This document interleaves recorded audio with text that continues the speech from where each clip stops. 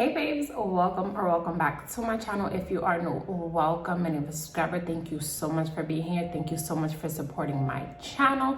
Today I am going to be showing you all my organized at-home beauty supply store. So I was going to make a video in regards to how I wanted to organize it, whether by brand, whether by jar, bottle by bottle, or in the process of wash day, meaning pre-poos, cleansers, deep conditioners, and stylers. But I just went ahead and organized them as best as I could, that it wouldn't give me anxiety just seeing so many products all over. But this has honestly helped me so much more, because now I can just literally go over here, look at it, and just grab what I want. I'm seeing the products that I wasn't given any use to, so this really helped me out. So I am going to go ahead and insert the clip. Make sure that you like, comment, and subscribe if you haven't already, and turn on the post bell notification. So I'll go ahead and insert that clip now. Okay babes, so this is what my shelf looks like all the way down. I wasn't sure how I was going to organize this, but this is what I came up with. That's been working for me for now. I'm not sure if it's gonna stay like this, but yeah, you guys, this is what it looks like for now. In this corner, I do have Curlsmith. I have quite a few products in here, as you guys can see. I do have Miche right back here, this little patch.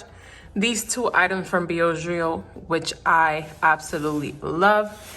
And of course, this whole section of Soultanicals, because Soultanicals is just that girl, okay? Then over here, I do have a section of the Mane Choice. These two products I'm gonna feature in a haul. Then this is my Nature's Little Secret stash right here. All of these are my clay washes by Chocolate Kingston Curls. These two products by Vita Hair Growth. Back there, I do have Curl Dynasty. And then this section right here is by Afro Love and Curly Love. Then on the third shelf, I do have Kinky Tresses. Back there, I do have Ajwa Beauty.